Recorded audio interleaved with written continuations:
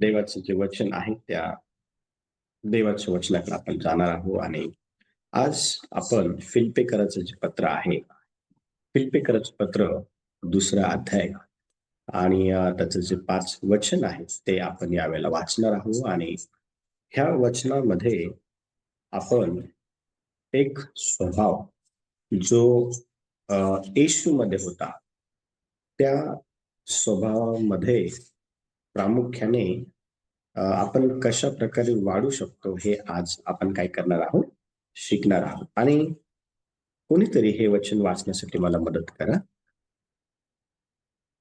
तिथे फिलिप्पिकरांचं पत्र दुसरा अध्याय आणि 5वं वचन. फिलिप्पिकरांचं पत्र दुसरा अध्याय आणि 5वं वचन. येस. अशी जी चित्त वृत्ती ख्रिस्त येशूच्या ठायी होती ती तुमच्या ठायी असो. Very good. आता ह्या ठिकाणी आपल्याला फिलिप्पिकरांच्या पत्राच्या दुसऱ्या अध्यायाच्या 5व्या वचनामध्ये एक महत्वाची गोष्ट जी येशूमध्ये होती ती आज आपल्याला समजून घेणं फार गरजेचं आहे. आता येशूमध्ये काय होतं आणि तेच आपल्यामध्ये असावं ही पित्याची काय आहे, इच्छा आहे. आता वचनामध्ये स्पष्टपणे सांगण्यात आलेलं आहे की अशी जी चित्तवृत्ती येशू ख्रिस्तामध्ये होती तीच तुमच्यामध्ये पण असावी. आता लक्ष द्या, येशू ह्या भूतलावरती आपल्यासारखं मनुष्य म्हणून जीवन जगत असताना त्याच्यामध्ये कोणकोणत्या गोष्टी होत्या हे आपल्याला पवित्र शास्त्रामधून आज काय करायचं आहे, शिकायचं आहे. आणि जे येशूमध्ये होतं ना तेच आपल्यामध्ये असावं अशी पित्याची काय आहे, इच्छा आहे. आता पहिली गोष्ट, येशूमध्ये काय होतं याचा जर अभ्यास करायचा प्रयत्न जर आपण केला तर पवित्र शास्त्रामध्ये लूक सुवर्तमान 4था अध्याय 18 ते 19 वचन यावेळेला आपण वाचणार आहोत. लूक त्याचं 4था अध्याय आणि 18 ते 19 वचन आपण वाचणार आहोत. मला वाचण्यासाठी मदत करा. परमेश्वराचा आत्मा माझ्यावर आला आहे, कारण दिनास सुवार्ता सांगण्यात, भग्न हृदय जनास बरे करण्यास त्याने मला अभिषेक केला. त्याने मला पाठवले आहे ते अशासाठी की धरून मेलेल्याची सुटका व आंधळ्यांना पुन्हा दृष्टीचा लाभ याची घोषणा करावी, घेतले जात आहे त्यांना सोडून पाठवावे, परमेश्वराच्या प्रसादाच्या वर्षाची घोषणा करावी. Very good. आता ह्या वचनामध्ये आपण पाहतो की कशा प्रकारे येशू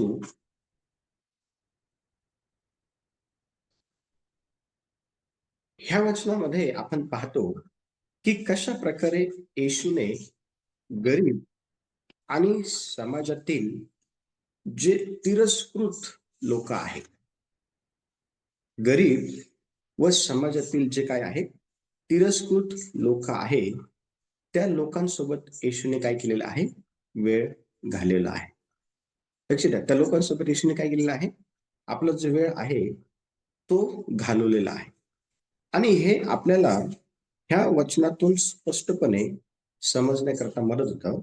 येशू ह्या ठिकाणी म्हणत आहे की प्रभूचा आत्मा माझ्यावर आहे, कारण गरिबांना शुभवर्तमान सांगण्याकरता त्याने मला अभिषेक केला आहे आणि पाडाव केलेल्यांना सुटका व आंधळ्यांना दृष्टी हे गाजवायला व ठेचलेल्यांना मोकळे करून पाठवायला. लक्ष द्या, ह्या ठिकाणी ह्या जगामध्ये मी आलेलो आहे, हे ह्या ठिकाणी प्रभू येशू ख्रिस्त काय करत आहे, हे काम करण्यासाठी. मी ह्या जगामध्ये काय झालेलो आहे, आलेलो आहे. आता लक्ष द्या, येशूमध्ये ह्या 2 वचनांमधून आपल्याला कोणती गोष्ट दिसून येते ती ही आहे, की जसं येशूने जी लोक गरीब आहेत, जी लोक समाजामध्ये त्यांना अतिशय तिरस्कृत भावनेने बघितलं जातं, जी लोक आपण पाहतो की गरीब आहेत, जी लोक अतिशय मोठ्या प्रमाणामध्ये अ, त्यांच्या समस्यांना घेऊन प्रॉब्लेम फेस करत आहेत, अशा लोकांबरोबर येशूने वेळ घालवला. अशा लोकांना येशूने मदत केली. मग आपण यातून काय शिकू शकतो? आपणही गरीब आणि जे दुर्बल आहे, आपणही गरीब आणि जे काय आहेत, दुर्बल आहे, अशा लोकांना नेहमी आपण मदतीचा हात जो आहे, ते तो येशू सारखा पुढे केला पाहिजे. हीच गोष्ट फिलिप्पीकराच्या पत्राच्या 2ऱ्या अध्यायाच्या 5व्या वचनामध्ये प्रभू येशू ख्रिस्तात होती. कारण वचन सांगतं की वृत्ती प्रभू येशूच्या ठाई होती. वृत्ती ही तुमच्या ठाई असावी अशी त्याची काय आहे, इच्छा आहे.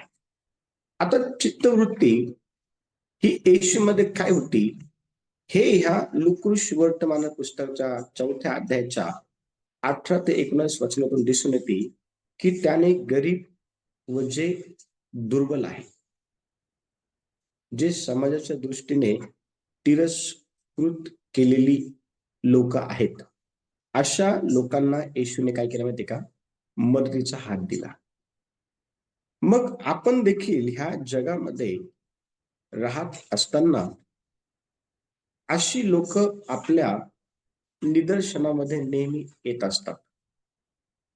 येशू म्हणतो, एका एका घरी प्रभू येशू ख्रिस्त हा जेवायला गेला असताना त्या ठिकाणी आपण पाहतो की एक जी स्त्री आहे, ती अतिशय मौल्यवान सुगंधी जे काही तेल आहे ती घेऊन आली आणि ते तिने काय केलं माहिती का, येशूला तिने ते लावलं.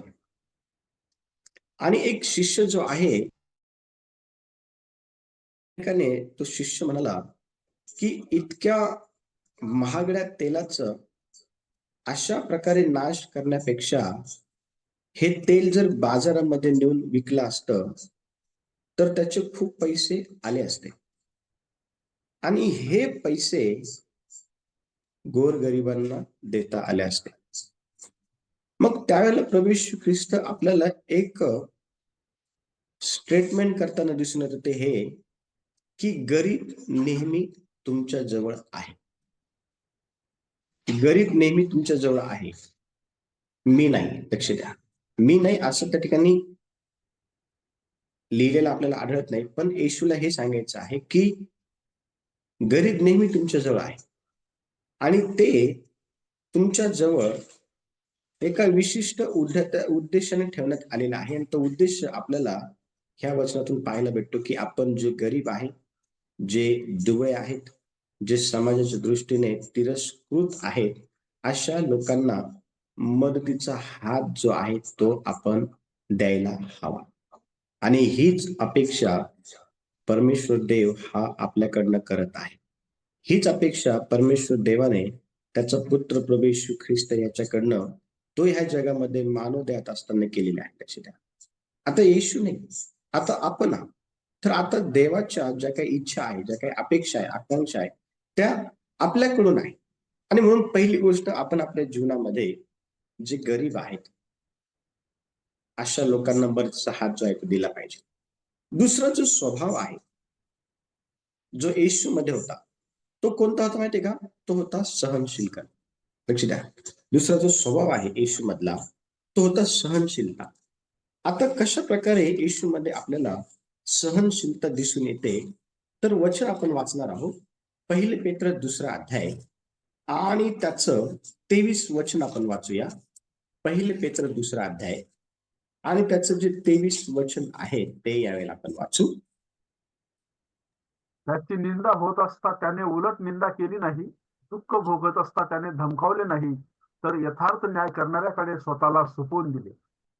आता पहा, ह्या वचनामध्ये आपल्याला येशूची जी सहनशीलता आहे ती दिसून येते. हे वचन जितकं सहजरित्या आपण वाचतो ना, तितकं ते सहज नाही. त्याच्यामध्ये येशूच्या सहनशीलतेला घेऊन फार मोठं गांभीर्य आपल्याला पाहायला भेटतं. त्याच्या सहनशीलतेला घेऊन फार मोठा त्याग त्यामध्ये आपल्याला पाहायला भेटतो. वचन सांगत आहे की त्याची निंदा होत असता, म्हणजे कुणाची? प्रभू येशूची.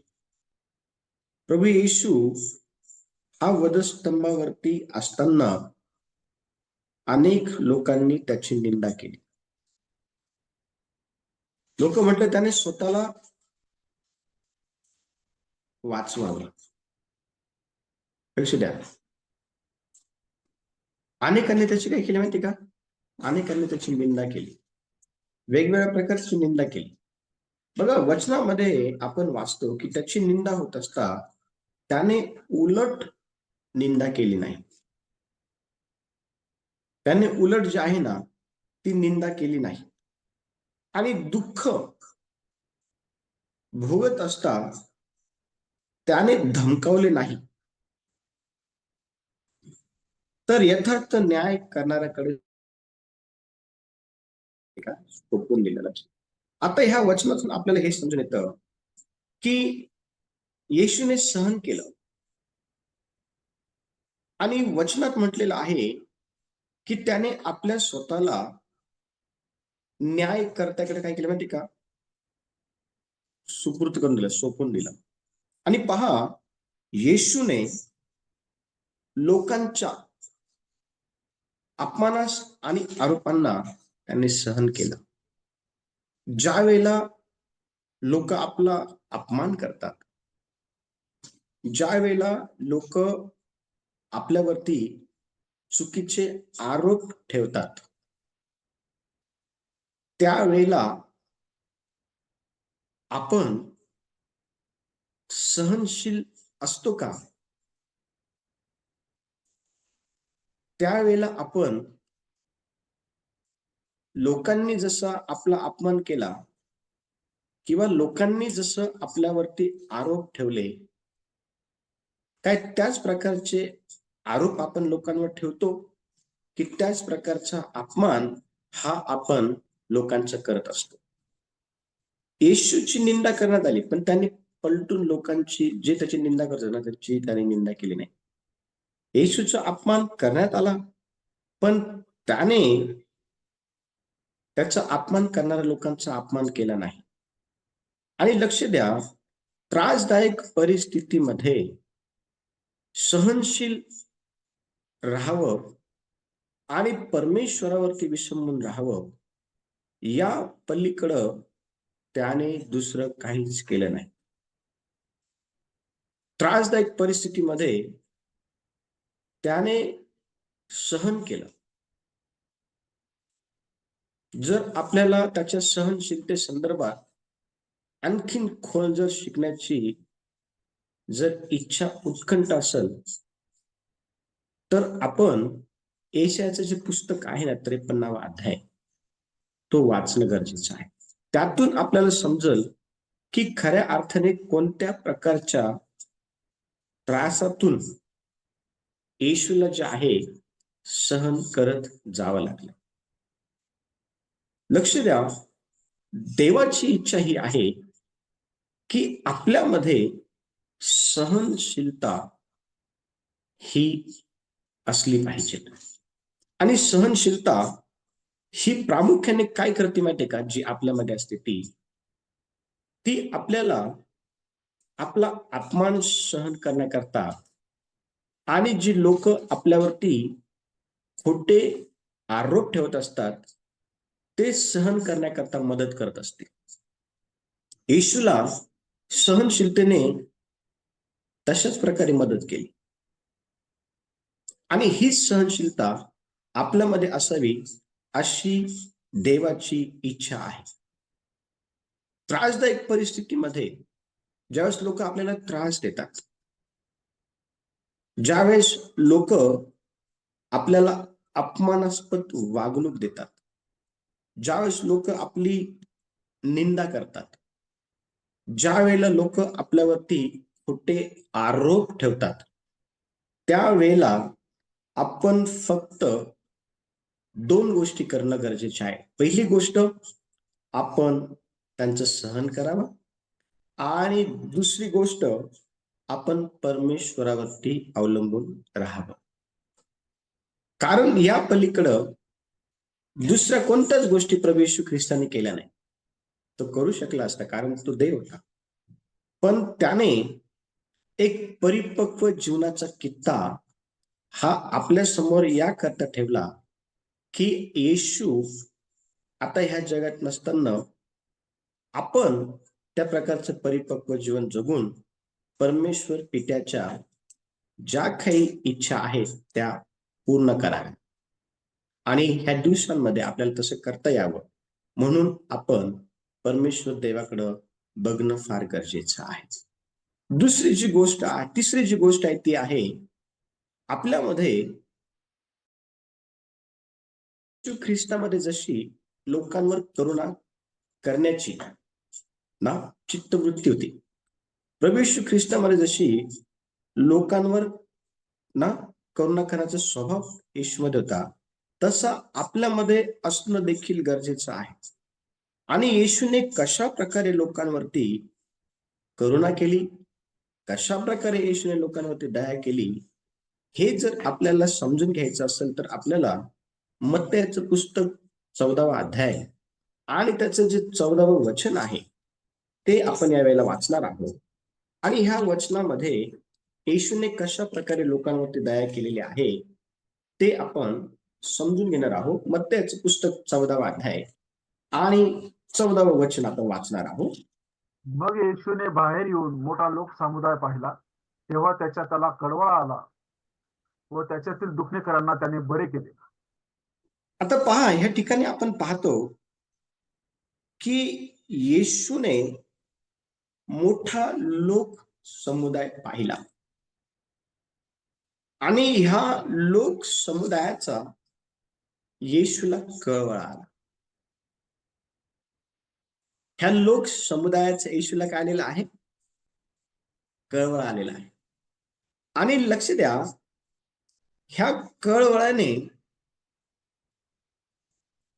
येशूला त्या गोष्टी करण्याकरता काय केलं माहितीये का? त्या गोष्टी करण्याकरता सांगितल्या ज्या त्या लोक समुदायाला आवश्यक होत्या. आणि पहा, हा जो लोक समुदाय होता ना, ह्या लोक समुदायामध्ये लोक आजारी होते आणि ह्या लोक समुदायामध्ये लोक जे आहे ना ते उपाशी होते. आणि प्रभू येशू ख्रिस्ताने उपाशी लोकांना अन्न दिलं. प्रभू येशू ख्रिस्ताने आजारी लोकांना जे आहे ना आपली दया दाखवली, त्यांना आरोग्य दिलं प्रभू येशू ख्रिस्ताने. आपण आणखीन एक वृत्तांत पवित्र शास्त्रामध्ये पाहतो की कोणी एक व्यक्ती एका गावाहून दुसऱ्या गावाला चालला होता आणि जात असताना रस्त्यामध्ये चोरांनी त्याला लुटलं, त्याला बेदम मारहाण केली आणि अर्ध मेलेल्या अवस्थेमध्ये त्याला त्या रस्त्यात टाकून पळून गेले. पहिला व्यक्ती आला, त्याने मदत केली नाही. दुसरा व्यक्ती आला, त्याने देखील मदत केली नाही. पण तिसरा जो व्यक्ती आला ना त्याने त्याला मदत केली. त्याने त्याच्या जखमांना मलमपट्टी केली. त्याने त्याला आपल्या गाढवावरती बसून त्याला उतार शाळेमध्ये नेलं आणि उतार शाळेचा जो काही व्यक्ती आहे त्याला म्हटलं की तू याच्याकडे लक्ष दे. त्याला पैसे दिले आणि म्हटलं की याच्यापेक्षा जास्त जर खर्च झाला तर येताना मी तुला काय करेल तो परत देईल. म्हणजे ह्या गोष्टीमध्ये आपण पाहतो की गरजवंत व्यक्तीला कशा प्रकारे मदत केली जाते आणि आपण कशा प्रकारे मदत केली पाहिजे हे ह्या वृत्तांतातून आपल्याला समजून येतं.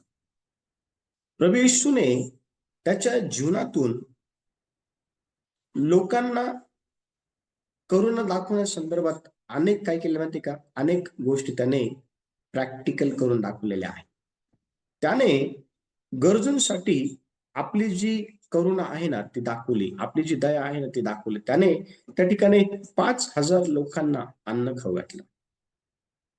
त्याने त्या गर्दीमध्ये असलेले सर्व जे आजारी लोक आहेत ना, त्या सर्व आजारी लोकांना येशूने काय केलं माहितीये का? सर्व आजारी लोकांना येशूने बरं केलं. सर्व आजारी लोकांना. मागच्या वेळेला आपण एक प्रश्न मी तुम्हाला विचारला होता, की ज्यावेळेस लोक दुःखामध्ये असतात, त्यावेळेला तुम्ही त्यांना कशा प्रकारे मदत करतात? त्यावेळेला अनिताताईंनी, ब्रदर सुभाष यांनी सांगितलं होतं, की ब्रदर सुभाष यांनी सांगितलं, की एक बहीण गरोदर होती आणि तिला रक्ताची आवश्यकता होती आणि रात्री मला फोन आला आणि त्यावेळेला मी रक्त देण्यासाठी गेलो.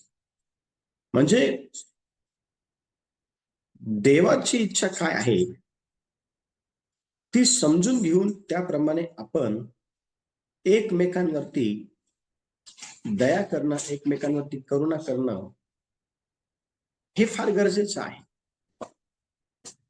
आणि ज्यावेळेला तुम्ही देवाच्या वचनाप्रमाणे वागतात, देवाच्या वचनाप्रमाणे एकंदर तुमचं जीवन असतं ना, तर देवाला फार आनंद होतो. कारण ह्या भूतलावरती त्याला तो अशाच लोकांच्या शोधामध्ये आहे जे त्याच्या इच्छा पूर्ण करतील, जे त्याच्या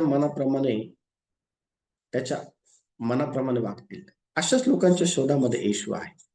आणि पहा, आणखीन एक गोष्ट आपण पाहतो, चौथी गोष्ट, की येशूने सर्वांना समान वागणूक दिली. येशूने सर्वांना जे आहे ना, सर्वांना समान वागणूक दिली. येशूने कधीही त्याच्या त्याच्या सेवा कार्यामध्ये त्याने कधीच भेदभाव नाही केला. कधीच भेदभाव केला नाही. बघा वचनामध्ये काय लिहिलं, लूका वर्तमान 5वा अध्याय आणि 5 वाचूया. लूका वर्तमान 5वा अध्याय आणि 5 ते 7 वचन आपण वाचल्यावर काय म्हटलं त्या ठिकाणी?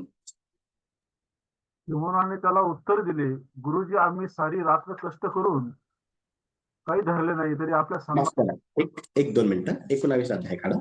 लूक 19, माफ करा. लूक 19 5 ते 7 अध्याय. 5 ते 7 वचन, माफ करा. 19. 5 ते 7. मग येशू त्या ठिकाणी एका दृष्टीवर करून त्याला म्हणाला, जक्कया, त्वरा करून खाली ये, कारण आज मला तुझ्या घरी उतरायचे आहे. तेव्हा त्याने त्वरेने खाली उतरून आनंदाने त्याचं स्वागत केले. हे पाहून सर्व लोक कुरकुर करू लागले की हा पापी मनुष्याच्या घरी उतरायला गेला आहे. आता बघा ह्या ठिकाणी आपण पाहतो की लोक कुरकुर करू लागले आणि कुरकुर करण्यासाठी लोकांना कोणता मुद्दा सापडला माहितीये का? कोणी सांगेल का कोणता मुद्दा लोकांना सापडला कुरकुर करण्यासाठी? जक्के पापी होता, वाईट माणूस होता त्याच्यावर. जक्कय हा एक, जी लोक कुरकुर करत होते ना त्या लोकांच्या दृष्टीने पापी माणूस होता. आणि लोकांना आश्चर्य वाटलं की जो माणूस आंधळ्यांना डोळे देतो, जो माणूस मुक्यांना वाचा देतो, जो माणूस बहिऱ्यांना ऐकण्याची काय करतो, क्षमता देतो, जो माणूस आंधळे लंगडे लुळ्यांना बरं करतो, मेलेल्यांना जिवंत करतो, 12 वर्षापासून असलेला जो काही रक्तस्रावाचा आजार आहे तो बरे करतो, मग इतका चांगला पवित्र माणूस हा पाप करणाऱ्या माणसाच्या घरी कसं काय जाऊ शकतो? हा मुद्दा त्या लोकांना भेटला आणि ते काय करू लागले, ते कुरकुर करू लागले. ते आहे ना, ते कुरकुर करू लागले. लक्ष द्या. येशूने भेदभाव केला नाही. येशूने जे आहे ना, येशूने भेदभाव केला नाही. लक्ष द्या. भेदभाव करण्याचा जो स्वभाव आहे ना, तो देवामध्ये नाहीये. येशू हा स्त्रिया असो, लहान मुलं असो, धार्मिक पुढारी असो, पापी लोक असो, वसुली करणार, लक्ष द्या, कोणी असो, सर्वांना येशू समान अशी वागणूक देतो. ज्यावेळेस आपण पवित्र शास्त्र वाचतो ना, त्या ठिकाणी लहान लेकरं येशूकडे येऊ लागले. त्यावेळेस शिष्यांनी त्या लहान लेकरांना काय केलं माहिती का? धमकावलं. आणि येशूने ती गोष्ट ज्यावेळेस बघितली ना, त्यावेळेस तो आपल्या शिष्याला म्हणाला, लहान लेकरास माझ्याकडे येऊ द्या. येशूने कधीच जे आहे ना, भेदभाव केला नाही. येशूने सर्वांना समान जी काही वागणूक आहे ना, ती दिली. आणि आपण ह्या जगामध्ये राहत असताना आपण लोकांना देखील अशाच प्रकारची समानतेची वागणूक देणं गरजेचे आहे. आपण मागील दिवसांमध्ये पेत्राच्या पुस्तकातून अनेक महत्वाच्या गोष्टी शिकलो आहे या संदर्भात, की ज्या वेळेला एक गरीब भिकार कपडे घातलेला व्यक्ती आणि एक भपकेदार कपडे घातलेला व्यक्ती ज्यावेळेस येतो, त्यावेळेला काय आपण त्यांच्या सोबत समानतेने वागतो का, याविषयी आपण शिकलो आहे. येशूने त्याच्या जीवनामधून हे दाखवलं की देवाच्या दृष्टीमध्ये सर्वजण एक समान आहे. देवाच्या दृष्टीमध्ये भेदभाव जो आहे ना, तो नाहीये. लक्ष द्या, कोणत्याही प्रकारचा भेदभाव न करता सर्वांना आदराने वागणूक जी आहे ना, ती येशूने दिली आणि तीच आपण देखील दिली पाहिजे लोकांना. लोकांचा आपण रागराग करू नये, लोकांचा आपण किळस करू नये, लोकांचा आपण तिरस्कार करू नये. कारण तुम्ही बघा, आज जगामध्ये ह्या गोष्टी मोठ्या प्रमाणात आपल्याला होत असलेल्या दिसून येतात आणि देव पण चिंतित आहे अशा गोष्टींवर. आपल्या अशा प्रकारच्या भेदभावाच्या वागणुकीमुळे देव चिंतित व्हायला नको, म्हणून आपण येशूच्या ठाई असलेली जी काही चित्तवृत्ती होती ना, भेदभाव न करण्याची, ती आपण आत्मसात केली पाहिजे आणि त्याप्रमाणे आपण लोकांना समान जी वागणूक आहे ना, ती आपण लोकांना दिली पाहिजे. पाचवा जो मुद्दा आहे तो आहे निराशामध्ये येशूने लोकांना आशा दिली. ज्यावेळेस लोक निराश होते ना, त्यावेळेला येशूने लोकांना आशा दिली. ज्यावेळेस आपण योहानाचं पुस्तक 4था अध्याय आणि 13 आणि 14 वचन आपण काढतो ना, योहानाचं पुस्तक 4था अध्याय आणि 13 आणि 14 वचन, त्या ठिकाणी एक स्त्री आहे जी निराश आहे. येशूने तिला उत्तर दिले, जो कोणी हे पाणी पिईल त्याला पुन्हा तहान लागेल, परंतु मी देईल ते पाणी जो कोणी पिईल त्याला कधीच तहान लागणार नाही. जे पाणी मी त्याला देईल ते त्याच्यामध्ये सर्वकालिक जीवनासाठी उकळत्या पाण्याचा झरा होईल. आता पहा, या ठिकाणी वचनात आपण पाहतो, ही जी शमरूनी स्त्री आहे ना, हिचं जीवन फार खडतर होतं. तुम्ही जर हा जर संपूर्ण वृत्तांत जर पाहिला ना,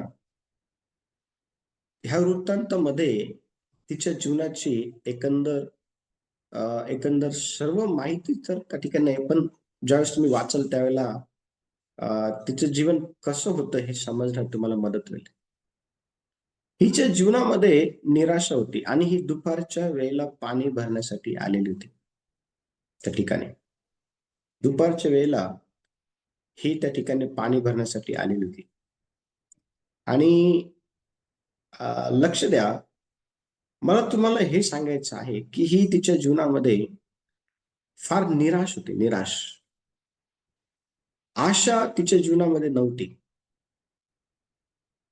आज देखील निराश अवस्थेमध्ये अनेक लोक आपल्याला असलेले आढळून येतात, जे आशाच्या शोधामध्ये आहे.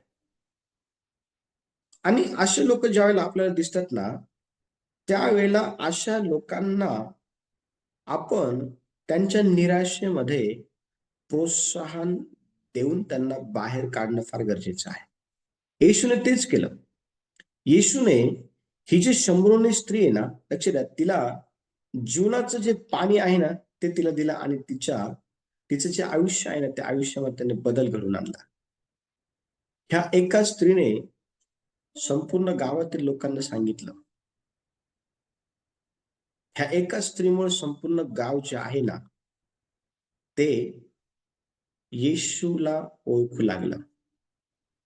पण संपूर्ण गाव येशूला ओळखू लागण्याच्या अगोदर हिचं जे जीवन आहे ना, हे अतिशय निराशाजनक होतं. अगोदर येशूने तिच्या जीवनातली सर्व जी निराशा आहे ना, ती दूर केली. आपण देखील लोकांच्या जीवनातल्या जर निराशा जर दूर केल्या आणि लोकांना जर प्रोत्साहन दिलं, लोकांना जर आपण देवाविषयी शिकवलं, देवाविषयी सांगितलं, तर निश्चित अर्थाने तुमचं त्या लोकांना देवाविषयी सांगणं हे व्यर्थ जाणार नाही, तर पवित्र आत्मा त्यांच्या जीवनामध्ये काम करेल आणि त्यांना त्यांच्या निराशेवरती मात करण्याकरता प्रोत्साहन त्यांना देईल. आणि तुम्ही दिलेलं प्रोत्साहन जे आहे ना, ते त्यांचं जीवन बदलणारं होऊ शकतं.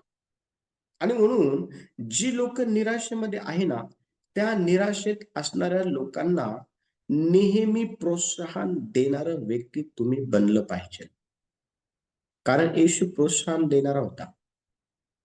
एक विधवा, जिचा एकुलता एक मुलगा मरण पावला आणि गावातले लोक आणि ती विधवा त्या एकुलत्या एका मुलाला घेऊन शहराच्या बाहेर जात असताना, वेशीच्या बाहेर जात असताना येशूने ते पाहिलं की ती तुटलेली आहे, दुःखात आहे, रडत आहे, निराशामध्ये आहे. आता एकटंच जीवन तिला जगायचं आहे, आशा नाहीये कुठल्या प्रकारची. येशू तिच्या कळवळा आणि येशू तिच्या जवळ गेला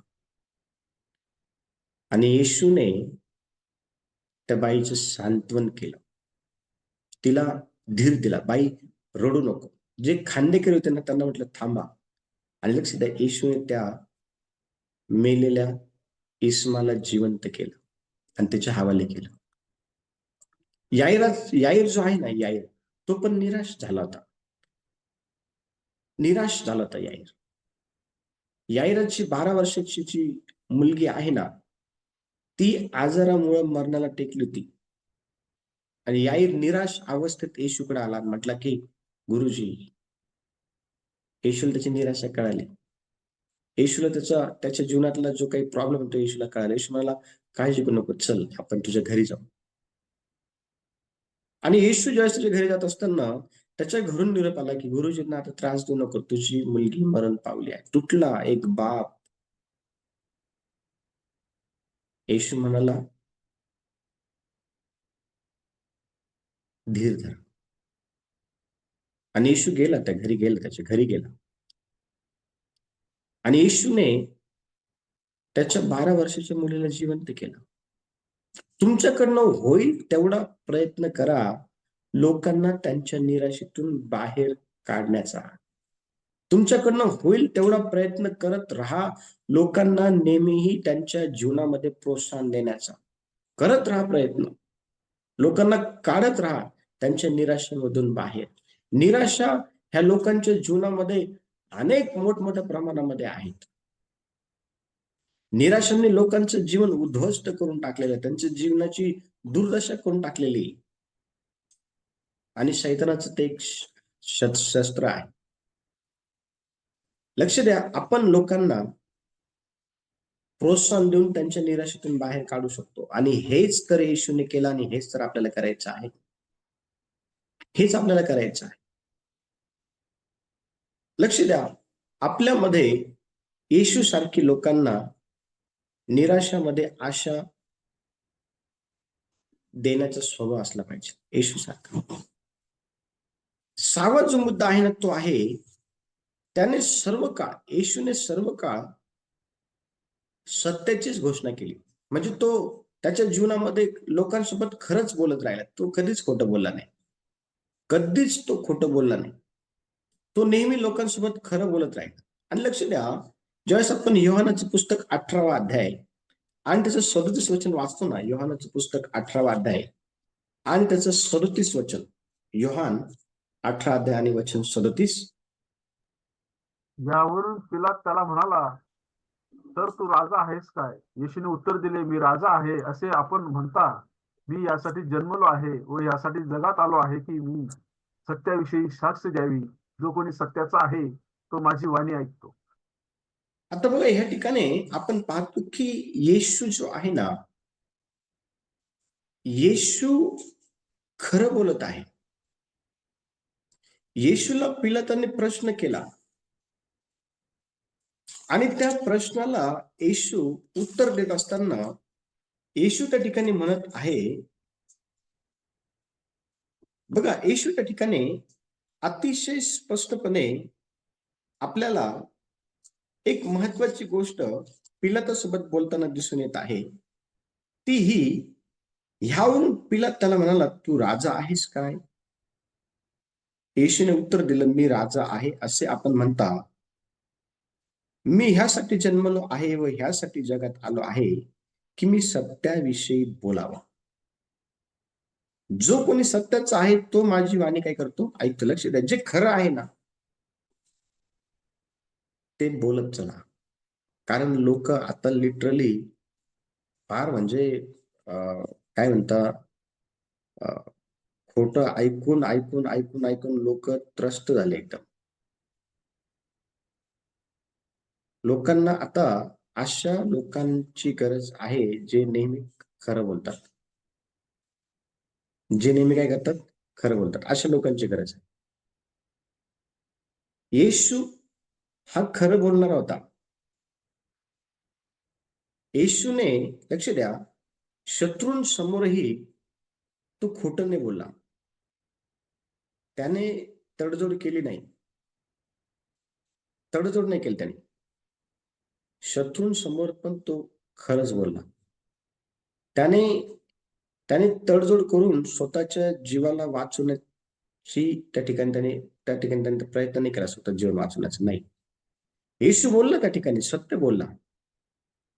त्याने सत्याचं अनुकरण करावं जरी ते कठीण असले तरी. लक्ष द्या, हा एक कित्ता येशूने आपल्या समोर काय केला माहिती का? ठेवलेला आहे. आपण देखील अशा अशा परिस्थितीमध्ये, ज्यावेळेस अतिशय परिस्थिती कठीण असते, निर्णय काय घ्यावा ह्या विचारामध्ये आपण गुंतलेलो असतो. खरं बोलावं की खोटं बोलावं? खोटं बोललं तर आपला फायदा होईल, खरं बोललं तर नुकसान होईल. मग फायदा व्हावा म्हणून चला खोटं बोलून टाकू. अशा प्रकारच्या दुविधेमध्ये, दोन विचारामध्ये कधी कधी आपण अडकण्याची परिस्थिती आपल्या समोर असते. पण त्या परिस्थितीमध्ये देखील आपण हा निर्णय घेतला पाहिजे की नाही, मला सत्य बोलायचं आहे, मला खरं बोलायचं आहे. अनेक वेळा देवाचा आत्मा हा काही गोष्टी मला दाखवतो आणि ज्या वेळेला लोकांना हे मी विचारपूस करतो, त्यावेळेस लोक म्हणतात, नाही नाही पास्टर, आम्ही असं काही केलंच नाही. नाही पास्टर, असं काही झालंच नाही. आणि मग काही दिवस लोटल्यानंतर कळतं की असं झालं होतं पण खरं बोललं नाही. आणि तोपर्यंत फार जीवनामध्ये उथल पुथल होते, त्यामुळे फार प्रॉब्लेम होते. त्यामुळे लक्ष द्या, एक एक गोष्ट आपल्याला प्रेषणाच्या पुस्तकामध्ये पाहायला भेटते हनन्या आणि सफीराच्या बाबतीमध्ये. पेत्राने हनन्या आणि सफीराला विचारले, तुम्ही जमीन इतक्यालाच विकली का? आणि ते देवाच्या आत्म्याबरोबर खोटं बोलले ते. मग पण बघा, त्या ठिकाणी त्यांच्या जीवनामध्ये त्यांचा शेवट झाला. चर्च, आम्ही तुमची सेवा करण्यासाठी आहोत. आम्ही तुम्हाला देवाचं वचन पवित्र आत्म्याच्या सहाय्याने सांगून तुम्हाला देवात परिपक्व करण्यासाठी आम्ही आहोत. तुमच्या जीवनामधल्या सर्व समस्या ह्या देवाला माहिती आहे आणि त्या का सुटत नाही हे पण देवाला माहिती आहे. पण ज्या वेळेला आम्ही उपवास करतो, प्रार्थना करतो तुमच्यासाठी आणि आम्हाला ज्यावेळेस टेन्शन येतं की देवा एवढं प्रार्थना केल्यानंतर पण, उपवास केल्यानंतर पण यांचे प्रॉब्लेम का सॉल्व्ह होत नाहीये? यांच्या जीवनातून प्रॉब्लेम का निघून जात नाही? त्यावेळेला देवाचा आत्मा आम्हाला त्या गोष्टी प्रगट करतो, सांगतो त्या गोष्टी. आम्हाला पण कळतं की अशा गोष्टींमुळं तुमचे प्रॉब्लेम सॉल्व्ह होत नाही, समस्या सॉल्व्ह होत नाही. लक्ष द्या, चर्च जीवनामध्ये प्रसंग काही का असेना, आपण त्या समस्यांना घेऊन खरं बोलणं फार गरजेचं आहे. खरं बोललं काय होईल बोलून पण खरं बोललेलं देवाला आवडतं. देवाला आवडतं खरं बोलणं. देवाला खरं बोलणं पण आवडतं आणि खरं बोलणारा व्यक्ती पण देवाला आवडतं. आपण देवापासून काही लपून ठेवू शकत नाही. दावीद असं म्हणतो की मी तुझ्यापासून कुठं जाऊ? मी स्वतःला खूप अंधारामध्ये देखील लपवलं तरी तिथे तू आहे. मी समुद्राच्या खोल गेलो तरी तिथे तू आहे. जगाच्या पाठीवर मी कुठं पण गेलो तरी तिथे तू आहे. देवापासून काही लपून राहत नाही. देवाबरोबर आपण माणूस आहोत, पण आपण तर कधीच खोटं बोलत नाही देवाबरोबर. लक्ष द्या, येशू खोटं नाही बोलला. येशू खोटं बोलला नाही चर्च. येशूने त्या ठिकाणी जे काही खरं आहे ना, येशू खरं बोलला. जे काही खरं आहे, येशू त्या ठिकाणी खरं बोलला. आणि लक्ष द्या, हे खरं तो काय बोलला माहिती का? कारण आपण ते वाचावं आणि आपल्याला हे कळावं की तो शत्रूंसमोर असताना देखील स्वतःचा जीव वाचवण्याकरता त्याला ती संधी मिळाली होती, पण त्याने त्या संधीचा फायदा घेऊन खोटं बोलून त्याचा जीव वाचवला नाही. तो खरं बोलला. खरं बोलला त्या ठिकाणी. प्रभू येशू ख्रिस्त त्या ठिकाणी खरं बोलला. आपण देखील येशूच्या जीवनातून हे शिकू शकतो की आपण देखील खरं बोललं पाहिजे. 7वी जी गोष्ट आहे ती आहे शिस्त. येशूने त्याचं जे जीवन आहे ना, ते नेहमी शिस्तबद्ध ठेवलं होतं येशूने. त्याने कुठल्याही प्रकारचं कॉम्प्रोमाइज त्याच्या जीवनाला घेऊन केलं नाही. त्याने नेहमी शिस्तबद्ध जीवन जगलं. मत्तयाच्या पुस्तकाच्या 21व्या अध्यायाच्या मध्ये 12 आणि 13 वचनामध्ये आपण पाहतो की येशूने देवाच्या मंदिराचा अपमान करणारे जेवढे पण विक्रेते होते ना, त्यांना हाकलून दिलं. आणि येशू म्हणाला, हे मंदिर प्रार्थनेचं मंदिर आहे, ते तुम्ही लुटारूंची गुहा करू शकता. त्याने कॉम्प्रोमाइज नाही केली. शिस्तबद्ध जीवन तो जगला आणि ते त्याने लोकांना देखील जगवण्यासाठी काय केलं माहिती का? प्रेरित केलं. आपण आपल्या जीवनामध्ये शिस्तबद्ध जीवन जगणं फार गरजेचं आहे. प्रत्येक क्षेत्रामध्ये असं, प्रत्येक क्षेत्रामध्ये मित्रांनो, प्रत्येक क्षेत्रामध्ये शिस्तबद्ध जीवन जगा. कारण देवाला शिस्तबद्ध जीवन जगणारी जी काही लोक आहे ना, ती त्याला आवडतात. लक्ष द्या, शिस्तबद्ध जीवन जगणं एवढं सोपं नाहीये. त्यामध्ये फार गोष्टींना आपल्याला जे आहे ना, फार गोष्टींना घेऊन आपल्याला कधी-कधी त्याग पण करावा लागतो. मी एक उदाहरण जस्ट तुम्हाला देतो. रोज सकाळी न चुकता 5 वाजता प्रार्थनेला मी उठतो. थकलेलो असतो. कधी-कधी शरीर म्हणतं की नको.